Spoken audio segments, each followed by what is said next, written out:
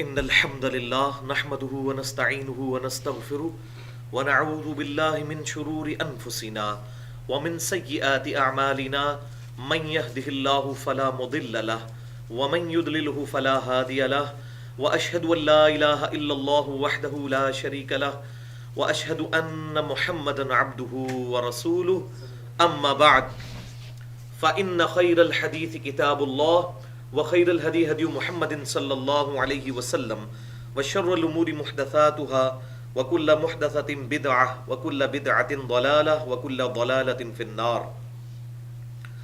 أعوذ بالله السميع العليم من الشيطان الرجيم من همزه ونفخه ونفثه. بسم الله الرحمن الرحيم.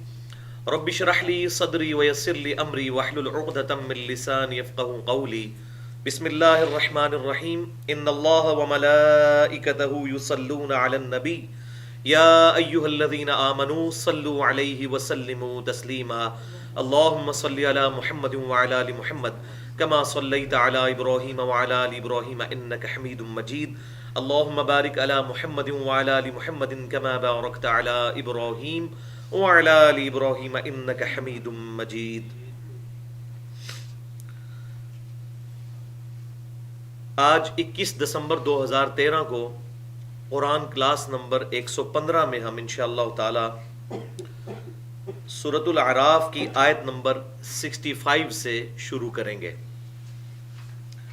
اب ہم سورۃ الاعراف کے اس پورشن پہ پہنچ چکے ہیں جہاں پر انباء الرسل کا سلسلہ شروع ہو چکا ہے اور اس میں 6 رسولوں کا ذکر اور ان کی قوموں نے جو کچھ ان کے ساتھ کیا اور اس کے نتیجے میں جو اللہ تعالیٰ کا عذاب ان کی قوموں پر آیا ان کا ذکر شروع ہو چکا ہے.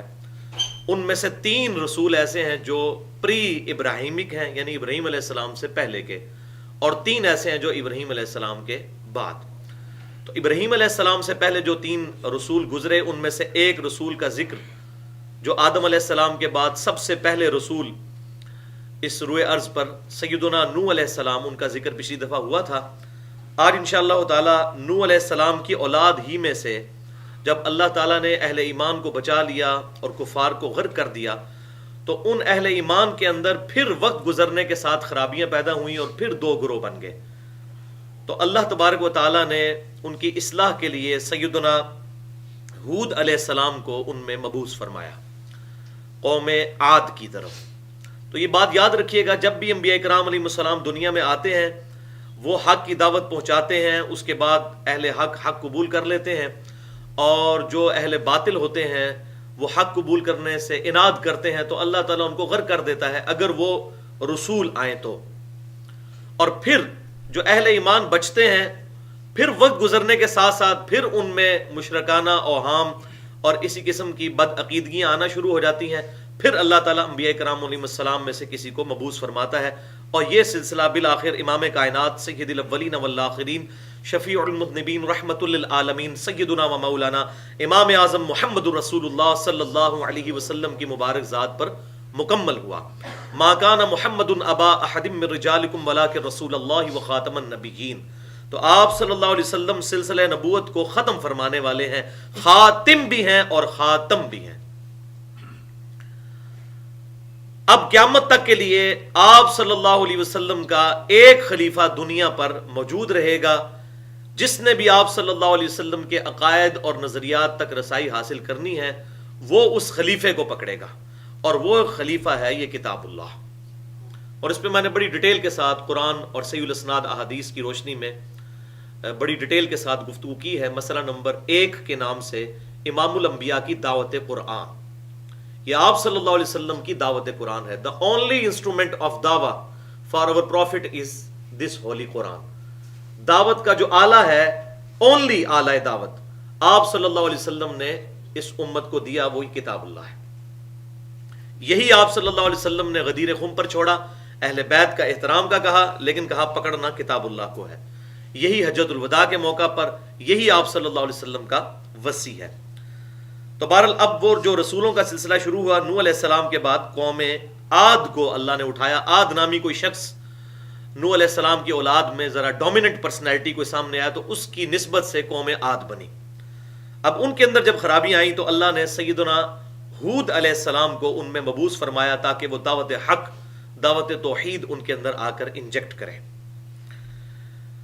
بسم اللہ الرحمن الرحیم۔ وَإِلَىٰ عَادٍ أَخَاهُمْ هُودًا، اور عاد کی طرف، قوم عاد کی طرف ہم نے ان کے بھائیوں میں سے ہود کو مبعوث کیا۔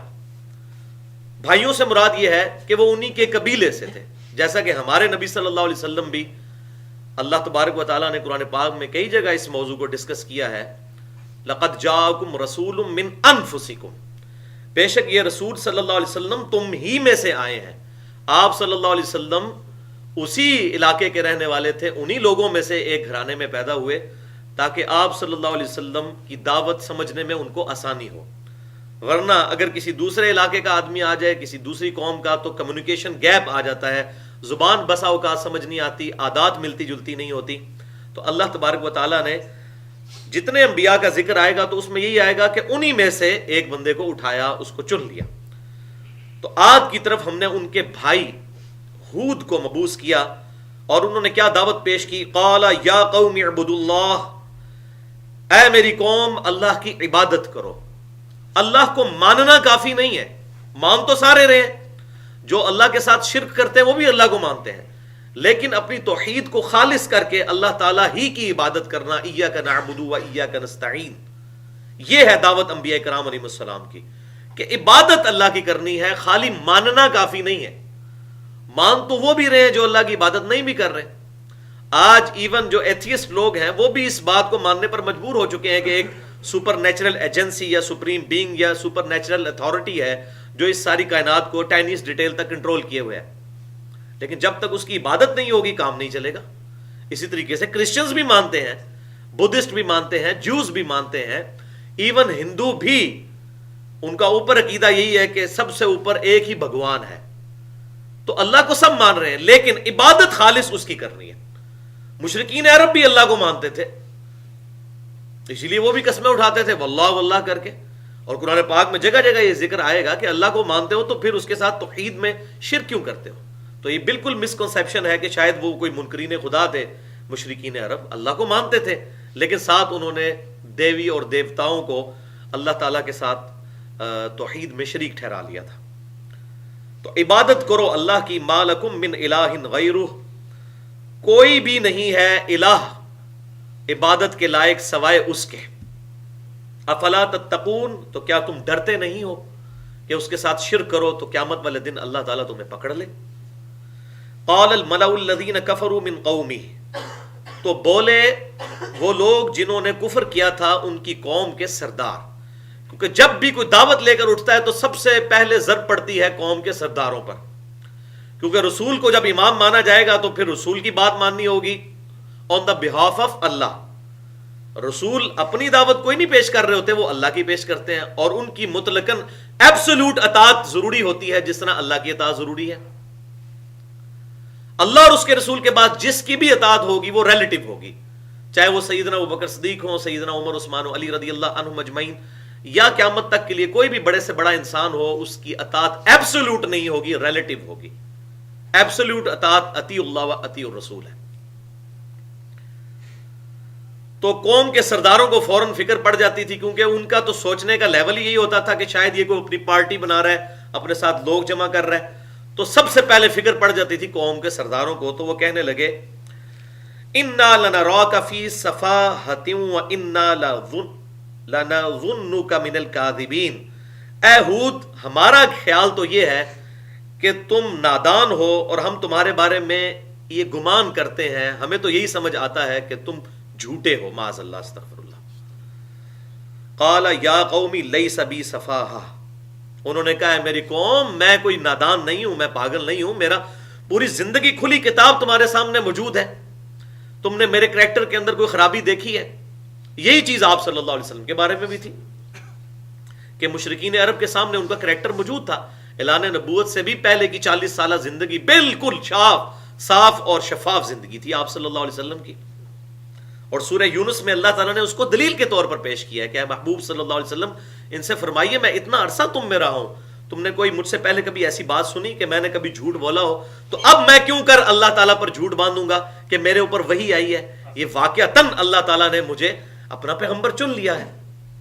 تو اے میری قوم، میں گمراہ نہیں ہوا، میں نادان نہیں ہوں.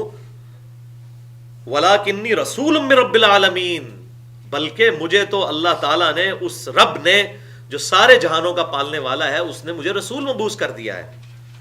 اُبَلِّغُكُمْ رِسَالَاتِ رَبِّي، کہ میں پہنچاتا ہوں اپنے رب کے پیغامات تم تک. اپنی میری کوئی ذاتی اس میں کوئی چاہت نہیں ہے. اللہ تعالیٰ نے مجھے مبعوث کیا، میں اللہ تعالیٰ کے احکامات تم تک پہنچا رہا ہوں. وَأَنَا لَكُمْ نَاصِحٌ أَمِينٌ، اور میں تو تمہارا خیر خواہ ہوں اور امانت والا ہوں. جو اللہ نے امانت میرے سپرد کی وہ تم تک پہنچا رہا ہوں.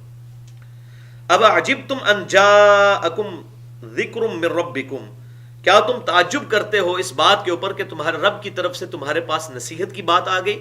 یعنی پیغمبر ان کے ساتھ جو وحی نازل ہوئی، پیغمبر بھی خود سب سے بڑے ذاکر، اور ان کے ساتھ جو کتابیں نازل ہوتی تھیں وہ بھی ذکر، یاد دہانی والی چیزیں. من ربکم، تمہارے رب کی طرف سے، علی رجل منکم، ایک ایسے مرد پر جو تم ہی میں سے تھا. کوئی باہر سے تو آدمی آیا نہیں کہ تمہیں شک پڑ جائے کہ شاید اس کے ساتھ کوئی معاملہ ایسا ہو گیا. تم میں اس کا کریکٹر موجود تھا، اور اللہ تعالیٰ نے اس ہود کو چن لیا علیہ السلام. لِيُنذِرَكُمْ، تاکہ وہ تمہیں ڈر سنائے کہ قیامت کے دن the accountability of day of judgment, یہ حق ہے. قیامت کے دن اللہ کے حضور جواب دہی ہونی ہے. وَاذْكُرُوا إِذْ جَعَلَكُمْ خُلَفَاءَ مِنْ بَعْدِ قَوْمِ نُوحٍ، اور یاد کرو وہ وقت کہ جب ہم نے قوم نوح کے بعد تمہیں زمین میں جو ہے وہ ان کا نائب بنا دیا، خلیفہ بنا دیا. یعنی انہی کی اولاد میں سے تھے. وَزَادَكُمْ فِي الْخَلْقِ بَسْطَةً، اور تمہیں خلقت میں بہت بڑا جسیم اور قد قامت اللہ تعالیٰ نے اجسام عطا فرمائے. یہ بہت بڑی قداور قوم تھی. آج بھی ان کے کھنڈرات موجود ہیں عرب کے اندر. اگر کسی نے دیکھنے ہو تو یوٹیوب کے اوپر انڈیا کے کچھ پروفیسرز ہیں جنہوں نے وہاں کی ویڈیوز بنا کے قرآن پاک کے تاریخی مقامات کے نام سے سی ڈی اپلوڈ کی ہوئی ہے. ویسے مارکیٹ میں بھی 10-15 روپے کی مل جاتی ہے وہ سی ڈی. تو پہاڑ تراش تراش کے بڑے بڑے مکان یہ بنایا کرتے تھے، بڑے بڑے محل بنایا کرتے تھے، اور بڑے بڑے اونچے ان کے قد ہوا کرتے تھے. تو اللہ تعالیٰ نے تمہیں خلقت میں بہت بڑا قداور بنایا ہے. تو اس کے جواب میں فَاذْكُرُوا آلَاءَ اللَّهِ لَعَلَّكُمْ تُفْلِحُونَ، تو اللہ تعالیٰ کی نعمتوں کا شکر ادا کرو تاکہ تم کامیاب ہو سکو. تو یہ آلاء اللہ کی بڑی بڑی نعمتیں، یہ اب ہو رہی ہے تذکیر بھی آلاء اللہ، نصیحت کرنا اللہ تعالیٰ کی بڑی بڑی نشانیوں کو یاد کروا کے. اور اس کا پھر کلائمیکس ہے سورہ الرحمن میں، بار بار وہ آیت ریپیٹ ہوگی، فَبِأَيِّ آلَاءِ رَبِّكُمَا تُكَذِّبَانِ، تو تم اپنے رب کی کن کن نشانیوں کو جھٹلاؤ گے. جب وہ نعمت کی آیات کے ساتھ آئیں گی تو اس کا ترجمہ بن جائے گا کن کن نعمتوں کو جھٹلاؤ گے.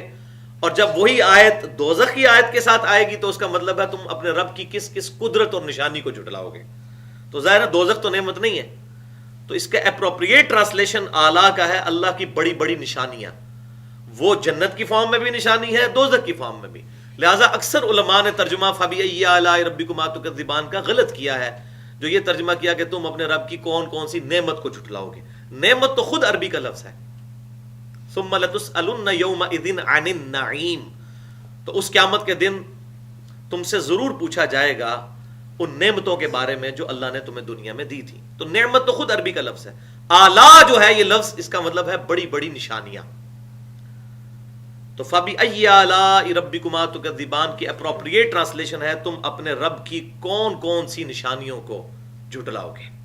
اور یہ ترجمہ مولانا مودودی رحمہ اللہ نے صحیح ترجمہ کیا ہے. باقی اکثر نے ترجمہ جو ہے اس کا صحیح نہیں کیا. اس کی وجہ سے کافی لوگوں کو پھر قرآن پڑھتے ہوئے کنفیوژن آتی ہے کہ یہ دوزخ کا ذکر آیا، پھر آگے آ گیا فَبِأَيِّ آلَاءِ رَبِّكُمَا تُكَذِّبَانِ، تو دوزخ کیا نعمت ہے؟ تو یہ ہے دوزخ اللہ کی نشانی ہے. مجرمین کے لیے بہت بڑی نشانی ہے کہ ڈر جاؤ. اللہ تعالیٰ کتنا غالب ہے، اگر اس کی نافرمانی کی تو تمہیں دوزخ میں جھونک دے گا. فَبِأَيِّ آلَاءِ رَبِّكُمَا تُكَذِّبَانِ، تم اپنے رب کی کس کس نشانی کو جھٹلاؤ گے. اللہ تعالیٰ تم پر گرفت رکھتا ہے. فَاذْكُرُوا آلَاءَ اللَّهِ لَعَلَّكُمْ تُفْلِحُونَ، تو اللہ تعالیٰ کی بڑی بڑی نشانیوں کو یاد کرو، اس کی بڑی بڑی نعمتوں کو اور نشانیوں کو یاد کرو تاکہ تم کامیاب ہو سکو. قَالُوا أَجِئْتَنَا لِنَعْبُدَ اللَّهَ وَحْدَهُ وہ کہنے لگے اے ہود کیا تم ہم سے یہ ڈیمانڈ کرتے ہو کہ ہم اکیلے رب کی عبادت کریں, اکیلے کی, اس کے ساتھ توحید کو خالص کرتے ہوئے. وَنَذَرَ مَا كَانَ يَعْبُدُ آبَاؤُنَا, اور ان تمام معبودوں کو چھوڑ دیں جن کو ہمارے آباء و اجداد پوجتے آئے ہیں, اتنے بڑے بڑے بزرگوں کو, ان کو چھوڑ کر ایک کو ماننا شروع کر دیں. ان کو بھی بات سمجھ آ گئی تھی کہ اگر اکیلے رب کی توحید ماننی پڑے گی تو باقی سب کی نفی ہوگی. جو بزرگ ہستیوں کے نام کے اوپر انہوں نے بت کھڑے کر لیے تھے, ان ہستیوں کا کوئی قصور نہیں تھا. آج اگر 1.75 بلین کرسچنز عیسیٰ علیہ السلام کے بارے میں ڈیوینٹی کلیم کر رہے ہیں تو عیسیٰ علیہ السلام کا کوئی قصور نہیں ہے. جنہوں نے ان کی طرف غلط چیزیں منسوب کی ہیں وہ مجرم ہیں. اسی طریقے سے مختلف قوموں نے اپنے بزرگوں کے نام پر بت کھڑے کر لیے تھے اور وہ ان کی رسپیکٹ کرتے تھے, ان کے سامنے جھکتے تھے اور ان کے سامنے اپنی فریادیں پیش کرتے تھے اور کہتے تھے یہ بھی اللہ تعالیٰ نے ہی ان کو اختیار دیا ہوا ہے.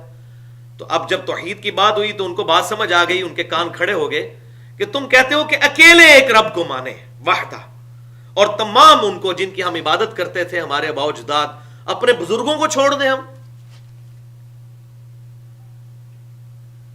اور یہ سیم بیماری آج بھی موجود ہے. توحید کی بات کریں تب بھی وہ کہتے ہیں جی اتنے بڑے بڑے بزرگ پاگل تھے. جب ہم کہتے ہیں ایک امام کو پکڑو, امام کائنات صلی اللہ علیہ وسلم کو, باقی اماموں کو ان کے انڈر رکھتے ہوئے ان کا رسپیکٹ کرو, لیکن فالو صرف ایک امام کو کرنا ہے, امام کائنات صلی اللہ علیہ وسلم کی مبارک ذات کو, تو کہتے ہیں اتنے بڑے بڑے اماموں کو نہیں ہم مانیں گے. بھئی ان کو مانے, ان کے لیول پر مانے. عیسیٰ علیہ السلام کو ہم مانتے بھی ہیں اور نہیں بھی مانتے. کیا مانتے ہیں؟ اللہ کا پیغمبر. اور کیا نہیں مانتے؟ اللہ کا بیٹا نہیں مانتے. جن کا جو مرتبہ ہے, جو ان کی حیثیت ہے, جو اللہ تعالیٰ نے ان کو مرتبہ دیا ہے, نہ اس سے کم کریں نہ زیادہ کریں. فَأْتِنَا بِمَا تَعِدُنَا إِن كُنْتَ مِنَ الصَّادِقِينَ, تو اے ہود لے آ وہ عذاب ہم پر جس کا تو ہمیں اکثر دھمکی دیتا ہے, وعدہ دلاتا ہے, اگر تو واقعی سچا ہے. تو ان کا لاؤ جی عذاب کدھر ہے, اگر ہم تمہاری بات نہیں مان رہے کو عذاب تو کوئی نہیں آ رہا. وَلِعَوْذُ بِاللَّهِ تَعَالَى. اب یہ بہترین جواب ہود علیہ السلام کی طرف سے, بالکل جس کو میں کہوں نا اگر فلسفی کی لینگویج میں بالکل ننگا جواب, جس میں کوئی ابہام رہی نہ. یہ سورۃ الاعراف کی آیت نمبر ہے 71, اور اسی کی نسبت سے میں نے کم از کم 4.5 گھنٹے کی گفتگو کی ہے. مسئلہ نمبر 71 وہ اسی آیت کی نسبت سے میں نے بنایا تھا. اس وقت تو شاید سمجھ نہ آیا ہو, اب آپ کو سمجھ آئے گا کہ یہ آیت کیوں چوز کی تھی. مسئلہ 71A ہے بزرگوں کی اندھا دھند پیروی کا انجام اور اس کا علاج. 2 گھنٹے کی گفتگو, اور اس کا پارٹ بھی 71B, انڈیا اور پاکستان کے 19 بزرگوں کی 19 گستاخانہ عبارتوں کا تحقیقی جائزہ, وہ بھی تقریباً 2.25 گھنٹے کی گفتگو تھی. تو وہ اس کے لیے میں نے نسبت اسی آیت سے دی تھی. قال قد وقع علیکم من ربکم رجس وغضب. تو ہود علیہ السلام کہنے لگے کہ حقیقت یہ ہے کہ اللہ تعالیٰ کی طرف سے تم پر واقع ہو چکا ہے عذاب اور اس کا غضب. اتجادلوننی فی اسماء سمیتموها, کیا تم مجھ سے جھگڑا کر رہے ہو ان ناموں کی بنیاد پر جو کہ گھڑ لیے ہیں تم نے, انتم و آباؤکم, تم نے اور تمہارے آباء و اجداد نے. چند نام ہیں جن کے اوپر میرے ساتھ جھگڑ رہے ہو. کانٹیکسٹ کیا چل رہا ہے؟ وہ کہتے تھے جو ہمارے بزرگ جن کی عبادت کرتے آئے ہیں اور جن کو اپنا مشکل کشا مانتے آئے ہیں, ان ہستیوں کو ہم چھوڑ کر اکیلے اللہ کو مانے. تو ہود علیہ السلام کہتے ہیں وہ تو چند نام ہیں تم نے رکھ لیے ہوئے, بس مشہور ہو گئے. تم نے اور تمہارے آباء و اجداد نے وہ نام گھڑ لیے, ان ناموں کی بنیاد کے اوپر میرے ساتھ لڑ رہے ہو. انتم و آباؤکم, تم نے اور تمہارے آباء و اجداد نے وہ چند نام گھڑ لیے, یہ فلاں سرکار ہے, یہ فلاں سرکار ہے اور یہ فلاں سرکار ہے. چند نام ہیں. ما نزل اللہ بہا من سلطان, اللہ تعالیٰ نے ان کی کوئی سند نازل نہیں کی. ہاں اللہ تعالیٰ کسی کی سند نازل کر دے تو وہ تو بات صحیح ہو سکتی ہے, جیسا کہ بخاری اور مسلم کی متفق علیہ حدیث ہے. آپ صلی اللہ علیہ وسلم نے فرمایا میرے گھر سے لے کر میرے ممبر تک جنت کے ٹکڑوں میں سے ایک ٹکڑا ہے. آج اسی ٹکڑے میں نبی صلی اللہ علیہ وسلم کی قبر مبارک ہے, جنت کے ٹکڑے میں. لیکن وہ جنتی ٹکڑا تو آپ صلی اللہ علیہ وسلم نے ڈکلیئر کر دیا, اللہ تعالیٰ نے آپ کو بتا دی یہ بات. لیکن پاکستان میں جو بہشتی دروازہ بنا لیا ہے, تو اس کے لیے ہم پھر یہی کہیں گے یہ چند نام ہے جو تم نے اور تمہارے آباء و اجداد نے گھڑ لیے. ما نزل اللہ بہا من سلطان, اللہ نے اس کی کوئی سند نازل نہیں کی, کوئی دلیل نازل نہیں کی. اللہ نے جس کو جنتی دروازہ ڈکلیئر کیا ہے, جنتی جگہ, وہ ریاض الجنہ ہے.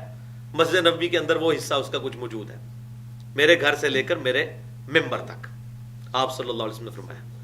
پاکستان میں یا دنیا میں جہاں کہیں بھی لوگوں نے اپنی طرف سے چیزیں ڈیوائز کر لی ہوئی ہیں, یہ تمام چیزیں وہی ہیں کہ تم مجھ سے جھگڑا کرتے ہو ان ناموں کی بنیاد کے اوپر جو تم نے اور تمہارے آباء و اجداد نے رکھ لیے. اللہ نے ان کی کوئی سند نازل نہیں کی تھی, کیونکہ اللہ تعالیٰ کو اختیار حاصل ہے. ورنہ تو میں اس اکیڈمی کو کہہ دوں یہ جنتی ہے, میں بھی 4 بندے سال لگا کے ڈکلیئر کر دوں, 500-600 سال گزریں گے, یہ بھی جنتی دروازہ بن چکا ہوگا. لیکن میرے پاس کیا اتھارٹی ہے, میں کوئی پیغمبر ہوں معاذ اللہ, استغفر اللہ. تو بیسیکلی ختم نبوت کے اوپر ڈاکہ مارا گیا اس ذریعے سے. آپ صلی اللہ علیہ وسلم کی نبوت کے اندر رکھنا ڈالنے کی اس طریقے سے کوشش کی گئی, کیونکہ دین میں کسی بھی مسئلے کو بیان کرنے کا اختیار صرف پیغمبر کے پاس ہوتا ہے, وہ اللہ تعالیٰ کا نمائندہ ہوتا ہے. پیغمبر کے بعد قیامت تک کے لیے کوئی نمائندہ نہیں ہے. پیغمبر نے جو نمائندہ چھوڑا ہے وہ کتاب اللہ ہے, یا صحیح الاسناد حدیث کی شکل میں جو سنت آ رہی ہے. پرسنالٹی کوئی نہیں ہے, کیونکہ پرسنالٹیز کوئی بھی چھوڑ کے جاتے وہ فوت ہی ہو جانی تھی. اگر آپ صلی اللہ علیہ وسلم دنیا سے چلے گئے تو 2 سال کے بعد تو سیدنا ابوبکر صدیق بھی فوت ہو گئے, 13 سال کے بعد سیدنا عمر بھی شہید ہو گئے, 25 سال کے بعد سیدنا عثمان بھی شہید, اور 40 سال کے بعد مولا علی بھی شہید ہو گئے. خلافت راشدہ ختم ہو گئی. اور آخری صحابی 110 ہجری میں ابو طفیل عامر بن واصلہ, نبی صلی اللہ علیہ وسلم کی وفات کے 100 سال کے بعد وہ بھی فوت ہو گئے. آج آخری صحابی کو بھی فوت ہوئے ہوئے سمجھ لیں آپ تقریباً 1300 تو 24-25 سال گزر چکے ہیں. لیکن آپ صلی اللہ علیہ وسلم کا خلیفہ دنیا میں آج بھی بالکل تر و تازہ موجود ہے, یہ کتاب اللہ اور سنت, اور یہی آپ صلی اللہ علیہ وسلم نے پکڑنے کا حکم فرمایا. تو اللہ تعالیٰ نے اس کی کوئی سند نازل کی فن تغیرو, تو تم بھی انتظار کرو. انی معکم من المنتظرین, بے شک میں بھی تمہارے ساتھ انتظار کرنے والا ہوں. یعنی تم مانگ رہے ہو نا عذاب, تو اب بالکل واضح فیصلہ اللہ کی طرف سے ہو چکا ہے. تم ڈٹ گئے ہو, حق بات قبول کرنے کے لیے تیار نہیں ہو, تو میں بھی انتظار کر رہا ہوں, تم بھی انتظار کرو.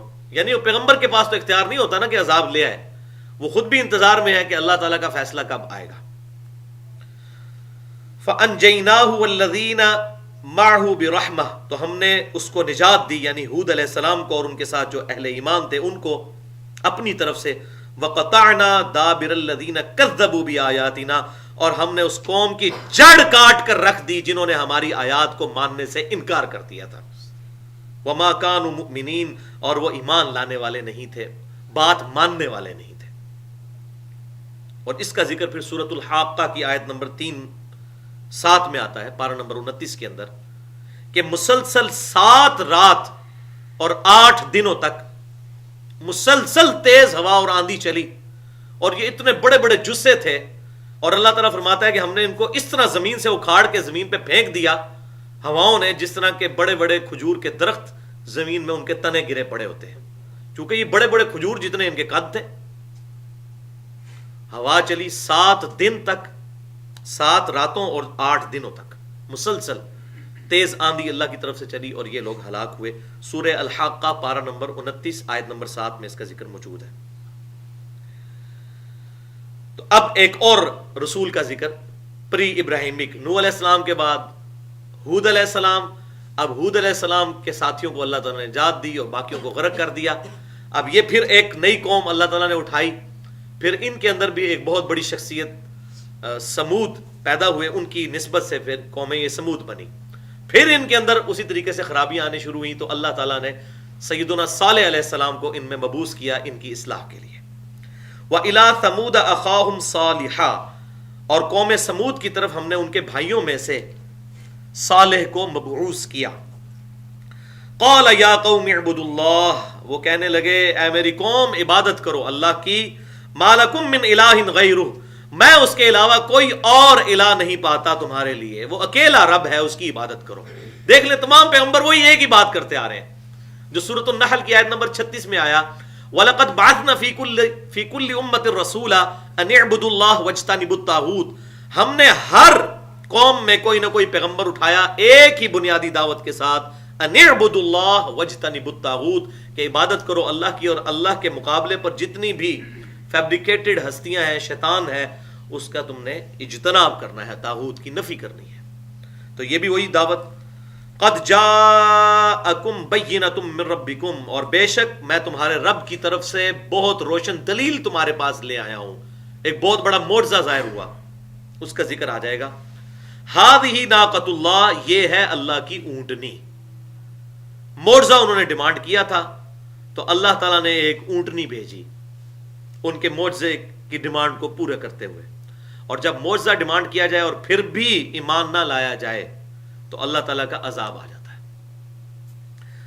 تو یہ ہے اللہ کی اونٹنی، لکم تمہارے لیے، آیہ معجزہ نشانی، فَذَرُوهَا تَأْكُلْ فِي أَرْضِ اللَّهِ، تو اسے چھوڑے رکھو، یہ اللہ کی زمین میں چرتی رہے، کھاتی پیتی رہے، وَلَا تَمَسُّوهَا بِسُوءٍ، اور اسے برائی کی نیت سے نہیں ہاتھ لگانا، یہ نہ ہو کہ اسے تم زخمی کر دو یا اسے مار دو، یہ اللہ کی نشانی ہے، اور وہ ان کے لیے آزمائش بھی بن گئی۔ اس کی ڈیٹیل تورات کے اندر ہمیں ملتی ہے کہ ان کے جو پانی کے گھاٹ کا جو مقام تھا، اس کے آلٹرنیٹو ڈیز مقرر ہو گئے تھے، ایک دن پورا دن یہ اونٹنی وہاں سے پانی پیتی تھی اور اس پورے علاقے میں چرتی تھی۔ اس دن ان کی قوم کو وہاں پر سے پانی لینے کی اجازت نہیں ہوتی تھی، نہ وہاں سے اپنے جانوروں کو گھاس کھلانے کی۔ دوسرے دن وہ پانی لے لیتے تھے، سٹور بھی کر لیتے تھے، ظاہر ہے وہ اللہ کی اونٹنی تھی خاص، وہ پانی بہت زیادہ پیتی تھی، تو کچھ عرصے تک تو یہ لوگ برداشت کرتے رہے۔ اس کے بعد انہوں نے یہ پلان کیا کہ ہم اس اونٹنی کو قتل ہی کر دیں تاکہ اس مصیبت سے ہماری جان چھوٹ جائے، معاذ اللہ، استغفر اللہ۔ تو ان کے پیغمبر نے، سیدنا صالح علیہ السلام نے پہلے ہی کہہ دیا تھا یہ اللہ کی طرف سے معجزہ ہے، کوئی تکلیف تو تمہیں نہیں دے رہی ہے، لالچ نہ کرو، ایک دن اونٹنی کا ہے، ایک دن تمہارا ہے۔ فَيَأْخُذَكُمْ عَذَابٌ عَلِيمٌ، اگر تم نے اس اونٹنی کو نقصان پہنچایا تو وہ تمہیں پکڑ لے گا بہت بڑے عذاب کے ساتھ۔ وَاذْكُرُوا إِذْ جَعَلَكُمْ خُلَفَاءَ مِنْ بَعْدِ عَادٍ، اور اللہ کی اس نعمت کو یاد کرو جبکہ اس نے خلیفہ بنایا تمہیں عاد کی قوم کے بعد، یعنی جب وہ غرق ہوئے ان میں سے اہل ایمان بچے، پھر قوم سمود کو اسی میں سے اٹھایا۔ وَبَوَّأَكُمْ فِي الْأَرْضِ، اور تمہیں زمین میں اس نے ٹھکانہ دیا، تَتَّخِذُونَ مِن سُهُولِهَا قُصُورًا، تم زمین کے اندر بڑے بڑے عالیشان محل اس کے میدانی علاقوں میں بناتے ہو، وَتَنْحِتُونَ الْجِبَالَ بُيُوتًا، اور پہاڑوں کو تراش کر ان میں مکان بناتے ہو۔ میں نے پہلے بتایا یہ بہت قداور قوم تھی، اسی میں سے ہی قوم عاد میں سے ہی قوم سمود بھی نکلی، تو یہ پہاڑوں میں مکان بنایا کرتے تھے، پہاڑ تراش تراش کے، وہ ابھی بھی مکان موجود ہیں۔ فَاذْكُرُوا آلَاءَ اللَّهِ وَلَا تَعْثَوْا فِي الْأَرْضِ مُفْسِدِينَ، تو اللہ تعالیٰ کی ان نعمتوں کو، ان نشانیوں کو یاد کرو اور زمین میں فساد مت مچاؤ، یعنی توحید کی دعوت قبول کرو۔ شرک، سب سے بڑا فساد تو شرک ہے۔ قال الملأ الذين استكبروا من قومه، تو وہ قوم جس نے تکبر کیا تھا، یعنی ان کے ماننے سے انکار کر دیا، اس قوم کے سردار بولے، وہی نا، سب سے پہلے تو ضرب ان کے اوپر پڑتی ہے نا، للذین استضعفوا لمن آمن منہم، وہ ان لوگوں سے کہنے لگے جو کہ کمزور لوگ تھے، غریب لوگ، لیکن وہ ایمان لے آئے تھے سیدنا صالح علیہ السلام پر۔ ظاہر ہے ہمیشہ غریب لوگ ہی ایمان لے کر آتے ہیں، امیروں کو تو اپنی چودراہٹ کی فکر پڑ جاتی ہے نا۔ نبی صلی اللہ علیہ وسلم کو کہ آپ دیکھیں، ایک دو بندے ہی ہیں جو امیر ہیں، باقی تو سب غریب تھے ایمان لانے والے۔ سیدنا بلال حبشی کو بات سمجھ آ گئی، سیدنا یاسر کو سمجھ آ گئی، عمار ابن یاسر کو، ان کی والدہ سمیہ کو سمجھ آ گئی، لیکن ابو جہل جو ان کا آقا تھا اس کو بات سمجھ نہیں آئی، اس کی چودراہٹ کو نقصان پہنچتا تھا۔ تو یہ سردار قوم کے کہنے لگے، ظاہر ہے ان کا اثر و رسوخ تو تھا، غریب لوگوں سے کہنے لگے جو کہ ایمان لے کر آئے تھے، اتعلمون ان صالحا مرسل، کیا تمہارا یہ یقین ہے کہ واقعی یہ صالح جو ہے یہ پیغمبر ہے من ربہ، اپنے رب کی طرف سے؟ قالوا انا بما ارسل به مؤمنون، تو وہ سارے اہل ایمان کہنے لگے کہ بے شک ہم اس بات پر پکا یقین رکھتے ہیں کہ صالح علیہ السلام کو اللہ نے رسول بنا کر مبعوث کیا ہے۔ اب جب غریب لوگوں نے بات مان لی تو امیر لوگ تو اپنی انسلٹ سمجھتے ہیں کہ ہم غریبوں کا دین کیوں اختیار کریں، یہ تو غریبوں کا دھوبیوں کا دین ہے۔ سیدنا عیسیٰ علیہ السلام پر چند ہواری دھوبی تھے جو ایمان لے کر آئے تھے، 12 بندے، تو کہتے ہیں یہ تو دھوبیوں اور موچیوں کا دین ہے۔ اسی طریقے سے یہاں جب غریب لوگ تھے تو امیر سرداروں نے کہا واقعی تمہارا یہ، ان کا ہاں جی ہم تو ایمان رکھتے ہیں۔ ان کا اچھا تم مانتے ہو نا، قال الذین استکبروا انا بالذی آمنتم بہ کافرون، تو وہ تکبر کرنے والے کہنے لگے اگر تم ایمان لاتے ہو پھر گواہ ہو جاؤ اس بات کے اوپر کہ ہم اس کو ماننے سے انکار کرتے ہیں، ہم کفر کرتے ہیں صالح کا، معاذ اللہ استغفر اللہ۔ یہ وہی ضد، ارج ٹو ڈومینیٹ۔ قرآن پاک میں اللہ تبارک و تعالیٰ نے اس مرض کو جگہ جگہ بیان کیا، اور اس کا کلائمیکس آتا ہے سورہ آل عمران کے اندر، ان الدین عند اللہ الاسلام، بے شک اللہ کے حضور ایکسیپٹیبل ریلیجن صرف اسلام ہے۔ وَمَخْتَلَفَ الَّذِينَ أُوتُوا الْكِتَابَ إِلَّا مِن بَعْدِ مَا جَاءَهُمُ الْعِلْمُ بَغْيًا بَيْنَهُمْ۔ اللہ تبارک و تعالیٰ کی طرف سے واضح دلائل آ جانے کے بعد، آپ صلی اللہ علیہ وسلم اور ان کے ساتھ کتاب آ جانے کے بعد، اہل کتاب نے، یہود و نصارہ نے جو اس دین کو ماننے سے انکار کیا، بغیم بینہم، آپس کی ضد کی وجہ سے، جس کو ایڈلر کی سائیکالوجی میں کہا جاتا ہے ارج ٹو ڈومینیٹ۔ ہر انسان کے اندر یہ خواہش چھپی پڑی ہے، الا ماشاء اللہ، کہ لوگ میرے پیچھے چلیں، میں کیوں لوگوں کے پیچھے چلوں؟ تو یہ ارج ٹو ڈومینیٹ، اپنی بات منوانی، اسی چیز نے مجبور کیا تھا علماء یہود کو۔ حالانکہ کچھ عرصہ پہلے تک وہ اپنے ماننے والوں کو یہ کہتے تھے کہ پیغمبر آخر الزمان صلی اللہ علیہ وسلم کا وقت قریب ہے، جب وہ آئیں گے ہم ان کے ساتھ مل کر قتال کریں گے تو عرب کی قوموں پر فتح پا لیں گے، کیونکہ وہ امیر لوگ تھے لیکن ہے بزدل تھے، امیر لوگ بزدل ہی ہوتے ہیں۔ تو جو غریب قومیں تھیں عرب کی، وہ یہودیوں کو لوٹ کر لے جایا کرتی تھی۔ اوس اور خزرج کے ساتھ ان کی جنگیں ہوتی تھی، وہ ہمیشہ غالب آتے تھے، جو مشرکین عرب کے قبائل تھے وہاں سے۔ لیکن پھر بعد میں کیا ہوا، بجائے کہ یہ یہودی ایمان لے کر آتے، اوس اور خزرج نے اسلام قبول کر لیا، کیونکہ انہوں نے بات سنی ہوئی تھی کہ یہ اکثر ہمیں دھمکیاں لگاتے تھے کہ اے اوس اور خزرج، آج تو تم ہم پر فتح پاتے ہو، لیکن جب وہ آخری پیغمبر آئیں گے، جب ہم ان کے ساتھ مل کر تمہارے خلاف قتال کریں گے نا، تو پوری دنیا کو ہم فتح کر لیں گے، یہ عرب ہمارے نیچے آ جائے گا۔ تو اوس اور خزرج نے جب یہ محسوس کیا کہ یہ وہی پیغمبر ہیں جنہوں نے دعوت کی ہے، تو ان کا اس سے پہلے کہ یہودی ایمان لے کر آئے، ہم ان پر کیوں نہ ایمان لے آئے، ایمان لے آئے، اور اللہ تعالیٰ نے آج دیکھیں ان کو کیا عزت دی۔ اوس کے سردار سیدنا سعد بن معاذ اور خزرج کے سردار سیدنا سعد ابن عبادہ رضی اللہ عنہما، پوری قوم مسلمان ہوئی، اور انہوں نے ہی پھر ریولوشن برپا کی ہے۔ اصل میں جو قتال کے اندر فتوحات ہوئی ہیں وہ اوس اور خزرج کے اسلام لانے کے بعد، باقی جو مکے کے مسلمان تھے وہ تو 125 تھے صرف، جنہوں نے آپ صلی اللہ علیہ وسلم کے ساتھ ہجرت کی۔ اصل چیز تو یہ اوس اور خزرج تھے۔ تو انہوں نے کہا غریب ہیں، تو انہوں نے کہا اچھا غریبوں نے ایمان قبول کیا، پھر ہم نہیں کریں گے۔ پھر انہوں نے کیا کیا، فَعَقَرُوا النَّاقَةَ، تو انہوں نے کونچیں کاٹ ڈالیں، اس کی رگیں کاٹ ڈالیں اس اللہ کی اونٹنی کی، وَعَتَوْا عَنْ أَمْرِ رَبِّهِمْ، اور سرکشی کی اپنے رب کے حکم سے۔ حکم یہی تھا کہ اس کو برائی کے ساتھ ہاتھ نہیں لگانا، جو ہم اگلی آیت پہلے پڑھ چکے۔ وَقَالُوا يَا صَالِحُ، پھر وہ جناب قتل کیا انہوں نے اونٹنی کو، تو عذاب تو کوئی نہیں آیا وقتی طور پہ، پھر مزید کانفیڈنٹ ہو گئے، ان کا ہاں جی صالح اونٹنی تو ہم نے مار دی، اِغْتِنَا بِمَا تَعِدُنَا إِن كُنْتَ مِنَ الْمُرْسِلِينَ، اب لے آ تو ہمارے پاس وہ عذاب جس کا تو ہمیں وعدہ دیا کرتا تھا، اگر تو واقعی رسول ہے۔ کدھر ہے عذاب؟ وَلِعَوْذُ بِاللَّهِ فَأَخَذَتْهُمُ الرَّجْفَةُ، پھر ایک زلزلے نے آ لیا ان کو، فَأَصْبَحُوا فِي دَارِهِمْ جَاثِمِينَ، تو صبح کے وقت وہ اپنے گھروں میں اوندے پڑے رہ گئے۔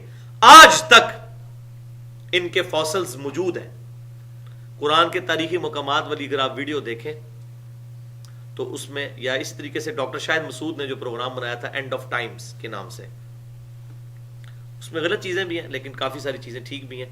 اس میں یہ قومیں واقعی دکھائی ہیں کہ ان کے وہ پہاڑوں کے اندر گھر ہے، اور کچھ کھانے کے لیے برتن سامنے رکھے ہوئے ہیں، ادھر ہی اوندے پڑے ہوئے ہیں، ان کی پوری پوری لاشیں اسی طریقے سے ممیز بن گئی ہوئی ہیں، کیونکہ جب وہ زلزلہ آیا اور پھر آتش فشاں اگلا، اس کی وجہ سے جو چیز لاوے کے اندر آئی وہ اسی شکل میں جو ہے فاصل کی شکل میں محفوظ ہوگی، تو واقعی لگتا ہے وہ اپنے گھروں کے اندر اوندے پڑے رہ گئے. واقعی ان کی اوندے شکلیں نظر آتی ہیں, ویڈیوز موجود ہیں.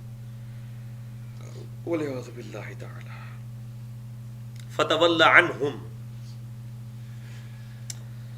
تو صالح علیہ السلام نے پھر ان سے منہ پھیرا. اب پیغمبر ہوتا تو حریص علیکم بالمؤمنین رؤوف الرحیم, مومنین کے لیے تو رؤوف الرحیم ہوتے ہی ہیں پیغمبر, انسانیت کے لیے بھی دل میں ان کے لیے بڑی تڑپ ہوتی ہے. جب عذاب دیکھا تو صالح علیہ السلام کا دل پسیجا. وقال یا قوم, تو صالح علیہ السلام نے حسرت کے ساتھ کہا ہے میری قوم, اب غرق ہو چکے تھے ان کی لاشوں کو مخاطب کر کے, لقد ابلغتکم رسالہ, بے شک میں نے تو اپنے رب کا پیغام تم تک پہنچا دیا تھا. رسالت ربی, اپنے رب کا پیغام. ونصحت, اور میں نے تمہاری خیر خواہی کرنے کی کوشش کی, لکم تمہاری. ولکن لا تحبون الناصحین, لیکن میں کیا کرتا, تم خود ہی محبت نہیں کرتے تھے جو تمہاری نصیحت چاہنے والا تھا, یعنی میں, تم نے میری پیروی اختیار نہیں کی. آج جو تم اس حال میں پہنچ چکے تو میں نے تو اپنی پوری کوشش کی تھی. اللہ اکبر. یہ تو وہ 3 رسول تھے جو ابراہیم علیہ السلام سے پہلے. اب 3 ان رسولوں کا ذکر آئے گا جو ابراہیم علیہ السلام کے بعد یا ان کے زمانے کے. ان میں سے ایک لوط علیہ السلام, دوسرے پھر شعیب علیہ السلام جو ابراہیم علیہ السلام کی اولاد میں سے تھے, اور تیسرے موسیٰ علیہ السلام کا پھر ان ڈیٹیل ذکر آئے گا اس سورۃ الاعراف میں.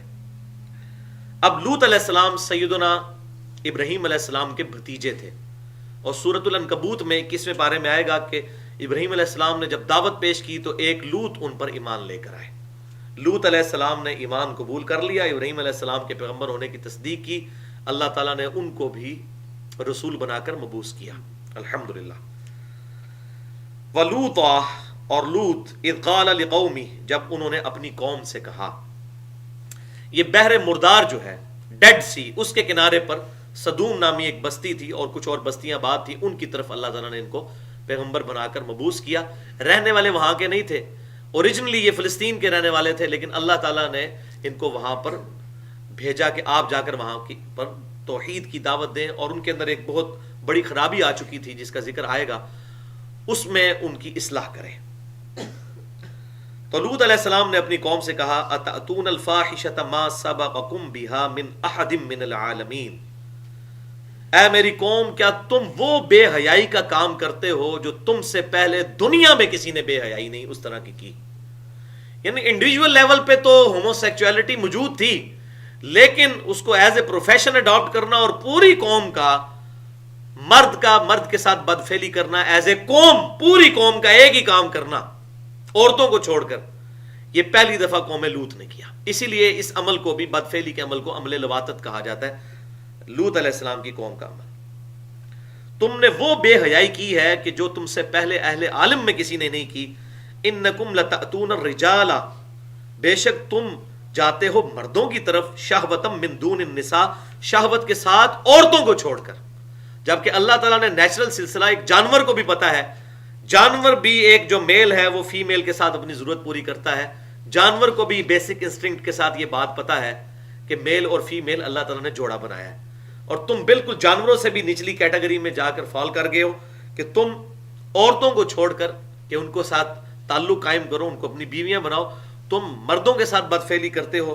بل انتم قوم مسرفون, بلکہ تم تو حد سے بڑھ جانے والی, اسراف کرنے والی قوم ہو. وما کان جواب قومی, اور ان کی قوم کا جواب بجائے یہ کہ وہ حق بات کو قبول کرتے, ان کا جواب نہ ہوا مگر یہ کہ ان قالوا اخرجوہم من قریتکم, کہ نکالو لوط کو اپنی قوم سے باہر نکال دو, اس بستی سے باہر نکال دو. انہم اناس یتطہرون, یہ تو بڑا پاک باز بنتا پھرتا ہے, اس کو بڑا پاک رہنے کا شوق ہے, اس کو نکالو اس بستی سے باہر. یہ ہمیں سمجھ رہا ہے کہ ہم گندے کام کر رہے ہیں, تو اگر ہم گندے لوگ ہیں تو ہمارے اندر کیوں رہتا ہے ہماری بستی چھوڑ کر چلا جائے. اب میں پریزنٹ اس طرح کر رہا ہوں, ظاہر انہوں نے تو یہ تو نہیں کہا ہوگا کہ آپ حضرت مہربانی فرما کے یہاں سے تشریف لے جائیں, اس طرح تو انہوں نے گفتگو نہیں کی ہوگی, اسی بدتمیزی کے انداز میں کی, اور اسی طرح اللہ تعالیٰ نے نقل کیا کہ اس کو بڑا پاک باز بننے کا شوق ہے, نکالو اس کو اپنی بستی سے باہر. وَلِعَوْذُ بِاللَّهِ تَعَالَى فَأَنْجَيْنَاهُ وَأَهْلَهُ, تو ہم نے نجات دی اس کو اور اس کے گھر والوں کو. إِلَّا امْرَأَتَهُ, مگر اس کی بیوی. وہ نہیں بچی. لوط علیہ السلام کی صرف 2 بیٹیاں ان پر ایمان لے کر آئی. پوری قوم میں سے کوئی ایک مرد بھی ایک عورت بھی ایسی نہیں تھی جو لوط علیہ السلام پر ایمان لے کر آتی. اس کی ڈیٹیل ہمیں تورات میں ملتی ہے. اسی لیے آپ دیکھ لیں اللہ تعالیٰ نے کہا ہم نے نجات دی اس کو اور اس کے گھر والوں کو. ورنہ ہوتا پچھلی آیات میں آپ نے دیکھا کہ ہم نے ہود کو نجات دی اور اس کے ساتھ اس کی قوم کو بھی نجات دی جو اہل ایمان تھے. یہاں اہل ایمان بھائیوں کوئی بھی نہیں تھا سوائے 2 بیٹیاں لوط علیہ السلام کی. وہ ان پر ایمان لے کر آئی, اپنی بیوی بھی ایمان نہیں لے کر آئی.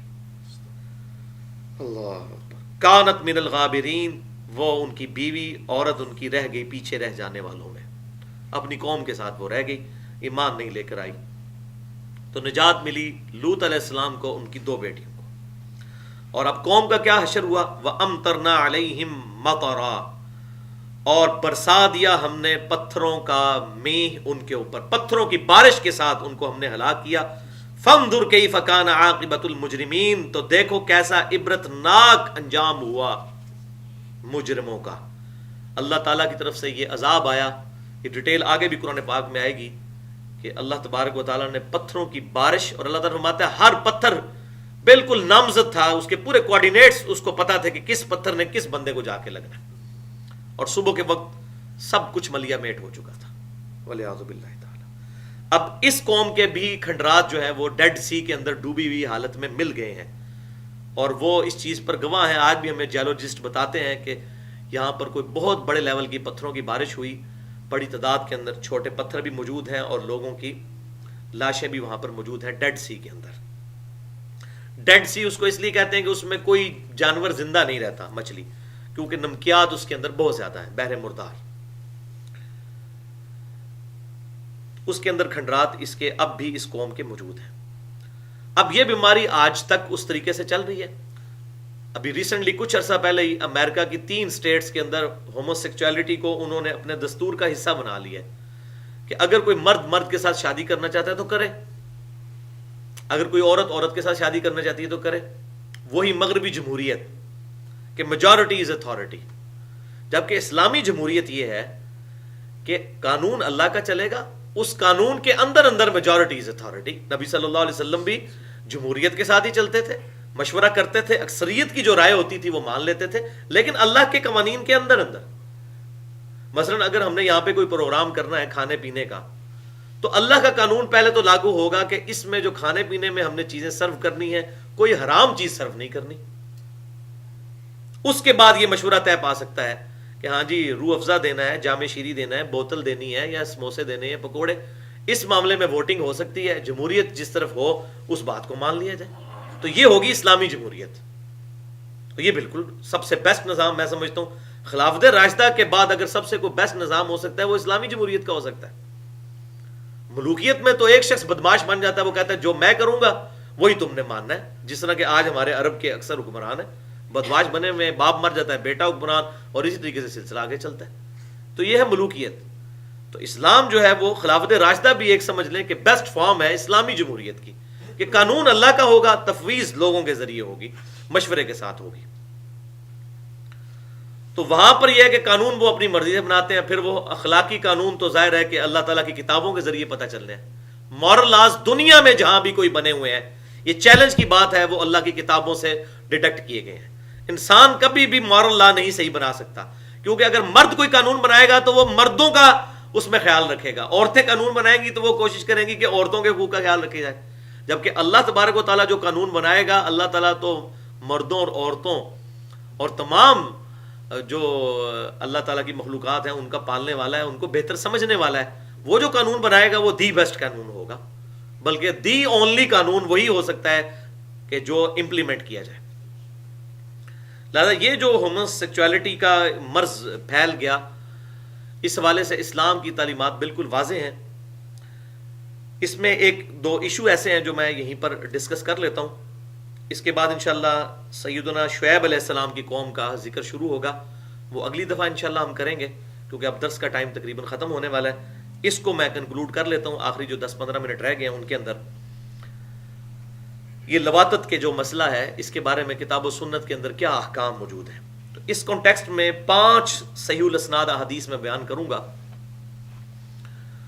بھائیو سورۃ البقرہ کی آیت نمبر 223 کے اندر آیا بسم اللہ الرحمن الرحیم نساؤکم حرث لکم، تمہاری بیویاں تمہاری کھیتیاں ہیں، اور اپنی بیویوں کے پاس جہاں سے تمہاری مرضی ہو وہاں سے ان کے پاس آؤ، ان کے ساتھ صحبت کرو، چاہے آگے سے چاہے پیچھے سے، لیکن صحبت اس مقام میں کرنی ہے جو اللہ تعالیٰ نے تعلیم فرمایا ہے، یعنی قبل میں، اگلے حصے میں، دبر میں نہیں، پچھلے حصے میں نہیں۔ وہ لواطت ہے، چاہے مرد کے ساتھ کیا جائے چاہے عورت کے ساتھ، دونوں صورتوں میں وہ حرام ہے۔ بعض لوگوں نے اس آیت کی غلط انٹرپریٹیشن کی کہ تمہاری بیویاں تمہاری کھیتیاں ہیں، چاہے آگے سے آؤ چاہے پیچھے سے آؤ، تو وہ کہتے ہیں کہ یہ تو بالکل جائز ہے لواطت عورتوں کے ساتھ کرنا۔ تو ان سے پوچھیں کہ بھائی یہ الفاظ ہی خود اس کی حفاظت کر رہے ہیں، کھیتی کیوں کہا گیا؟ کہ اس کے اندر بو گے تو اللہ تعالیٰ تمہیں پھل دے گا، تو پھل کے بونے کی جگہ جو ہے وہ اگلا مقام ہے، پچھلا مقام تو ہے نہیں ہے۔ تو بالکل قرآن اپنی حفاظت خود کر رہا ہے کہ کھیتی ہے تو کھیتی میں، اور اس کے آگے آیت بھی چلتی ہے کہ پھر اللہ تعالیٰ کے حضور تم طلب کرو گے، صدقہ جاریہ ہوگا، تمہاری اولاد تمہارے لیے جو اللہ تمہیں عطا کرے گا۔ تو کھیتی جو ہے وہی مقام ہے جہاں پر نیچرل مقام ہے صحبت کرنے کا، جو جانور کو بھی پتا ہے، کیونکہ وہ انسٹنکٹ کے اوپر ہے، اپنی جبلت پہ۔ تو آگے سے آؤ یا پیچھے سے آؤ، تو اس کا جو شان نزول ہے وہ 5 حدیثوں میں سے پہلی حدیث صحیح بخاری اور صحیح مسلم کی متفق علیہ حدیث ہے اس آیت کی تفسیر میں، کہ یہ آیت کس موقع پر نازل ہوئی۔ سیدنا جابر بن عبداللہ رضی اللہ تعالیٰ عنہ کہتے ہیں کہ یہودیوں کا یہ عقیدہ تھا کہ جو شخص اپنی عورت کے ساتھ صحبت کرے، یعنی اگلے حصے میں ہی، قبل میں ہی، لیکن وہ پچھلی جانب سے، تو اس کی جو اولاد پیدا ہوگی وہ بہنگی پیدا ہوگی، یہ ان کا عقیدہ تھا۔ تو اللہ تبارک و تعالیٰ نے اس غلط عقیدے کو پوائنٹ آؤٹ کیا کہ ان کا عقیدہ غلط ہے، اور یہ آیت نازل فرمائی کہ تمہاری عورتیں تمہاری کھیتیاں ہیں، چاہے آگے سے آؤ چاہے پیچھے سے، لیکن کھیتیاں ہیں اسی مقام میں صحبت کرنی ہے۔ اب ظاہر ہے یہودیوں کو بھی یہ بات پتا تھی کہ بچہ بہنگا پیدا ہوتا ہے، کیا مطلب؟ بچہ وہیں سے پیدا ہوگا کہ جو اللہ تعالیٰ نے کھیتی کے بونے کا مقام رکھا ہوا ہے، اور وہ اگلا حصہ پیچھے والا تو ہو ہی نہیں سکتا۔ دوسری حدیث جامع ترمذی اور سنن ابن ماجہ میں صحیح سند کے ساتھ موجود ہے۔ ابن عباس رضی اللہ تعالیٰ عنہ یہی آیت پڑھا کرتے تھے، نساؤکم حرث لکم، تمہاری بیویاں تمہاری کھیتیاں ہیں۔ پھر مفسر قرآن ابن عباس رضی اللہ تعالیٰ عنہ کا قول ترمذی اور ابن ماجہ دونوں میں موجود ہے صحیح سند کے ساتھ، وہ کہا کرتے تھے کہ تمہاری بیویاں تمہاری کھیتیاں ہیں، ان کے ساتھ چاہے آگے سے یا پیچھے سے آؤ، لیکن ان کے ساتھ لواطت مت کرو، اور حالت حیض میں بھی صحبت سے بچو۔ تو آگے سے آؤ یا پیچھے سے، لیکن لواطت نہیں کرنی، یعنی پچھلے حصے سے ان کے ساتھ صحبت نہیں کرنی، قبل میں کرنی ہے، دبر میں نہیں۔ تیسری حدیث بھی جامعہ ترمذی اور سنن ابن ماجہ میں صحیح سند کے ساتھ موجود ہے کہ آپ صلی اللہ علیہ وسلم نے فرمایا، بے شک اللہ تعالی حق کہنے سے نہیں شرماتا، تم اپنی عورتوں کے ساتھ پیٹھ میں مباشرت مت کرو۔ یعنی اب یہ جو مسئلہ میں بیان کر رہا ہوں، اس کسی کے ذہن میں کوئی شیطان مزہ کہ پتہ نہیں کون سی بے حیائی کی باتیں کر رہے ہیں، تو وہ آپ صلی اللہ علیہ وسلم نے خود کلیئر کر دیا ہے کہ بے شک اللہ تعالیٰ حق کہنے سے نہیں شرماتا، یعنی اللہ تعالیٰ نے مجھے یہ بات تعلیم فرمائی ہے، میں تم تک پہنچا دوں کہ اپنی عورتوں کے ساتھ پیٹھ میں ان کے ساتھ صحبت نہ کرو، لواطت مت کرو۔ بالکل کلیئر ہو گیا۔ چوتھی حدیث، یہ بڑی کریٹیکل حدیث ہے، میں اس کا انٹرنیشنل نمبر بھی بتا دیتا ہوں۔ سنن ابی داؤد میں انٹرنیشنل نمبرنگ کے مطابق 2162 نمبر حدیث ہے کہ آپ صلی اللہ علیہ وسلم نے فرمایا، جو شخص اپنی بیوی کے ساتھ پیٹھ میں صحبت کرتا ہے، لواطت کرتا ہے، وہ ملعون ہے، یعنی اس پر اللہ تعالیٰ کی لعنت ہے۔ اور یہ سب سے سخت بات کسی کے بارے میں کی جائے تو یہ ہے کہ وہ لعنتی ہے۔ لعنت کا مطلب پتہ کیا ہے؟ اللہ کی رحمت سے دور۔ تو جب اللہ کی رحمت سے دور، تو محض اعمال کی بنیاد پہ تو کسی کا بیڑا پار نہیں ہونے والا، ہمیں اللہ کی رحمت کی تو ضرورت ہے۔ بخاری اور مسلم کی متفق علیہ حدیث ہے کہ کوئی شخص محض اپنے اعمال کی بنیاد پر جنت میں داخل نہیں ہو سکتا۔ ایک صحابی نے بڑی جرت کر کے عرض کیا، اللہ کے رسول کیا آپ بھی؟ فرمایا ہاں میں بھی، جب تک میرے رب کی رحمت مجھے ڈھانپ نہ لے میں بھی جنت میں داخل نہیں ہو سکتا، محض اعمال کی بنیاد پر۔ تو وہ ملعون ہے جو لواطت کرتا ہے اپنی بیوی کے ساتھ۔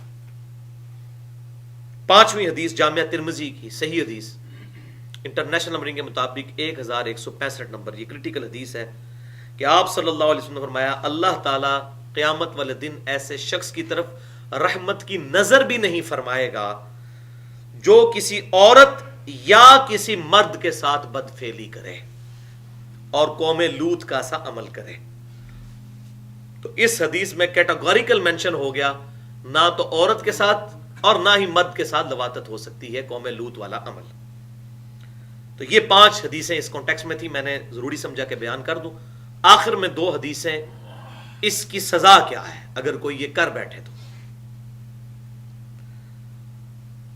وہ 2 حدیثیں جامعہ ترمذی میں انٹرنیشنل نمبرنگ کے مطابق 1456 اور سنن ابن ماجہ میں 2561 نمبر حدیث ہے کہ آپ صلی اللہ علیہ وسلم نے فرمایا, تم جس کسی کو بھی قوم لوط کا سا عمل کرتے دیکھو تو فاعل اور مفعول دونوں کو قتل کر دو. اور ظاہر ہے یہ اسی صورت میں ہوگا کہ اگر اس کے ساتھ زبردستی نہ ہو رہی ہو, بالکل وہ رضا کے ساتھ کر رہے ہوں. ظاہر ہے کہ اگر کوئی زبردستی کسی کے ساتھ کرتا ہے پھر تو جو کرنے والا ہے اس کو قتل کیا جائے گا, دوسرے کو تو نہیں. یہ کانٹیکسٹ یہی ہے کہ جو بندہ اپنی رضا کے ساتھ, جیسے کہ آج کل ہوموسیکچویلٹی کو جائز قرار دے دیا گیا ہے امریکہ کی 3 اسٹیٹس کے اندر, اس کے علاوہ یورپ کے بھی کچھ علاقوں کے اندر, تو فاعل کو اور مفعول کو قتل کر دو قانونی طور پہ, خود نہیں قانون کو ہاتھ میں لے سکتے. یعنی یہ قانون اسلامی سزا اس کی بتائی آپ صلی اللہ علیہ وسلم نے. اب بظاہر دیکھنے میں بڑی سخت یہ سزا لگتی ہے, لیکن یہ بھائیوں اگر کسی کے 3 یا 4 سال یا 5 سال کے بچے کے ساتھ کوئی کرے نا, تو پھر اس کے باپ سے پوچھے تو وہ کہے گا جی بالکل صحیح سزا ہے, یہی سزا ہونی چاہیے. یہ تو جب اپنے پہ آتی ہے نا پھر پتہ چلتا ہے. تو یاد رکھیے گا اسلامی سزائیں جتنی ہیں یہ اتنی سخت سزائیں اس لیے ہیں تاکہ ڈیٹرنس ہو, اس کا روپ بن جائے کہ سزا ایک کو ملے اور لاکھوں کی اصلاح ہو جائے. یہ ہے اصل اس کا مقصد. زنا کی سزا اتنی سخت اسی لیے رکھی گئی. آج مجھے بتائیں اگر پاکستان میں لوگوں کو یہ یقین ہو, آئے دن ہم خبروں میں یہ بات سنتے ہیں, روزانہ 1-2 خبریں اس طرح کی ہوتی ہیں, بلکہ اب تو وہ سال کے بعد جو ڈیٹا بتاتے ہیں تو حیران ہوتا ہے بندہ کہ پاکستان جیسے سو کالڈ نام نہاد اسلامی ملک میں بھی ہزاروں واقعات چھوٹے بچوں کے ساتھ بدفعلی کے, ٹیچرز کے اور اسی طریقے سے باقی لوگوں کے ہوتے ہیں, اور پھر بعد میں ان کو قتل بھی کر دیتے ہیں. اکثر واقعات میں یہ ہوتا ہے. تو مجھے بتائیں اگر یہ بدفعلی کرنے والے کو پتا ہو کہ پاکستان کے قانون میں سزا اس کی قتل ہے اور بچت بھی نہیں ہوگی, 2 منٹ کے اندر یہ ختم ہو جائے گا معاملہ اس ملک سے. ڈیٹرنس ہے. دنیا میں 2 اسلامی ملک ایسے ہیں کہ اپنی بہت خرابیوں کے باوجود کافی حد تک اسلامی سزائیں وہاں پر نافذ ہیں. ایک سعودی عرب اور دوسرا ایران. اور آپ وہاں جا کر کرائم کی ریشو چیک کر لیں, دنیا کے کسی ملک میں اتنی کم ریشو نہیں ہے جرم کرنے کی جتنی ان 2 ملکوں کے اندر ہے. کیونکہ وہ تو لوگوں کو پتا ہے کہ چور نے اس کے ہاتھ کٹیں گے. ایک بار ہاتھ کٹ جائے نا, چور کو یقین ہو کہ میرا ہاتھ کٹنا ہے, اور دوسری بار چوری کی تو دوسرا ہاتھ کٹنا ہے, تو کبھی نہیں چور کرے. تو یہ اسلامی سزاؤں کی حکمت یہ ہے کہ ڈیٹرنس, کہ ان کی دہشت ایسی ہو کہ ایک بندے کو سزا ملے اور لاکھوں کے لیے. یہ نہیں ہے کہ مطلب وہ سعودی عرب میں ہر دوسرا بندہ ہی ٹونڈا ہے. لوگ باہر کے لوگ یہی سمجھتے ہیں یہاں تو چور کے ہاتھ کاٹے جاتے ہوں گے تو آدھا سعودی عرب جو ہے اس کے ہاتھ ہی کوئی نہیں ہوں گے. ایسا نہیں ہوگا بھائی. جب ہاتھ کٹیں گے نا پبلکلی تو بڑے بڑے چور جو ہے نا وہ بھوکا مرنا گوارا کریں گے, ہاتھ نہیں اپنا کٹوائیں گے. لیکن یہ بات یاد رکھے گا, یہ ساری اسلامی سزائیں اس اسٹیٹ میں ہوں گی جہاں پر نظام بھی اسلامی ہو. اگر گورنمنٹ جو ہے وہ عوام کو روٹی دینے میں ناکام ہو گئی ہے اور لوگ بھوکے مر رہے ہیں اور وہ روٹی چوری کر لیتے ہیں تو اس کے ہاتھ نہیں پھر کٹیں گے, الٹا پھر اسلامی سزائیں بدنامی کا باعث بن جائیں گی. تو اس حوالے سے میں نے بڑی ڈیٹیل کے ساتھ گفتگو کی ہے. مسئلہ نمبر 46 کے نام سے اسلامک سزائیں جو ہیں اور ان کا فلسفہ اور ان کی حکمت کیا ہے, اس میں نے ڈیٹیل کے ساتھ یہ ساری باتیں بیان کی ہیں الحمدللہ. مسئلہ نمبر 46 کے نام سے اہل سنت پاک .com پر 720085 یوٹیوب کے چینل کے تھرو میری گفتگو اپلوڈ ہے. تو یہ اسلامک سزاؤں کا ہے فلسفہ. اسی کانٹیکسٹ میں دوسری اور آخری حدیث وہ جامعہ ترمذی میں 1455 اور سنن نبی داؤد میں 4464 نمبر حدیث ہے کہ آپ صلی اللہ علیہ وسلم نے ارشاد فرمایا, جو شخص چوپائے کے ساتھ بھی بدفعلی کرے تو اسے بھی قتل کر دو. اس چوپائے کو بھی, جانور کے ساتھ بھی کوئی بدفعلی کرتا ہے, اور یہ تھریٹیکل باتیں نہیں ہیں, ہو رہا ہے ہمارے معاشرے میں, یہ عام ہے.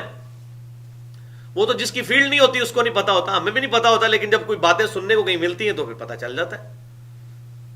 تو چوپائے کو بھی قتل کر دو اور اس فیل کرنے والے کو بھی قتل کر دو. تو ابن عباس سے کسی نے پوچھا کہ یہ بتائیے کہ اس جانور کو آپ صلی اللہ علیہ وسلم نے قتل کرنے کا یا ذبح کرنے کا حکم کیوں دیا قتل کرنے کا؟